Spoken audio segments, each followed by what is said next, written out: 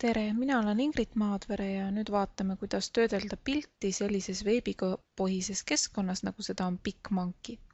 Kes on kunagi kokku puutunud piknikuga ja on väga kurvad, et see keskkond kadus, siis tegelikult PicMonkey on päris sarnane ja samade autorite loodud. Nii, aga kuidas siis see töö siin käib? Kõigepealt on siin siis kaks võimalust, kas ma võin fotot töödelda või kollaaži teha.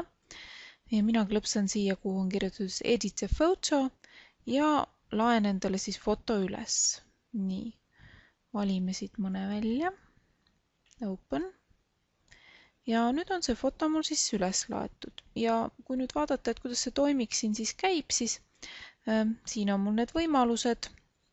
Esimesed on jälle need klassikalised, et crop on, et ma saan siis kärpida, lohistan niimoodi, nagu ma tahan. Kui ma tahan, et midagi toimuks, klõpsan apply, kui tahan, et ei toimu, klõpsan cancel. Nii rotate, jällegi on võimalik siis pilti keerata ja jällegi mitte ainult niimoodi 90 kraadi, vaid ma saan ka väga väikeste kraadide haaval seda keerata mõnda merepiiri paika.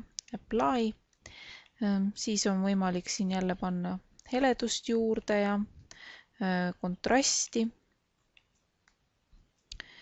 siis värve lisada või siis maha võtta jälle soojemaks, külmemaks,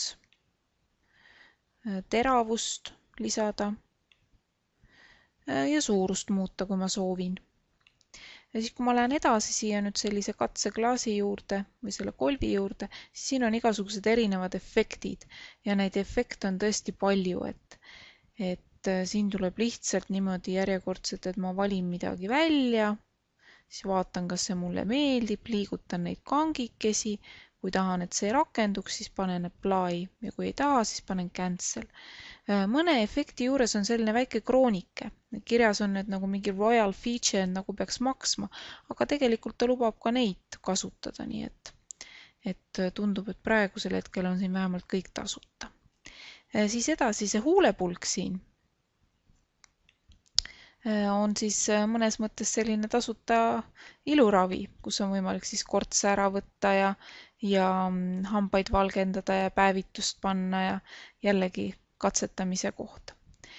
P-täht tähendab teksti ja siin on jälle niimoodi, et ma kirjutan siis siia teksti, näiteks minu maja, add, see lisatakse mul siis selle pildi peale, ma saan teda jälle nihutada sinna, kuhu tahan, valida, mis värviga ta on, valida, mis fondiga ta on, kui tahan, siis keeran teda natukene, täpselt nii, nagu piknikus oli.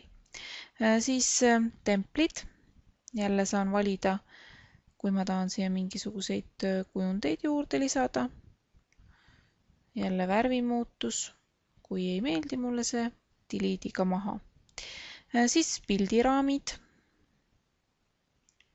võin pildi nurgad muuta selliseks ümaraks, kui tahan.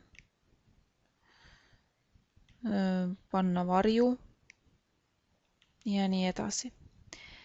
Ja siis on siin veel selline uuem asi, et siin on igasugused tekstuurid, et ma võin näiteks teha oma pildiga nii, nagu mul oleks siia mingisugust värvi näiteks peale läinud.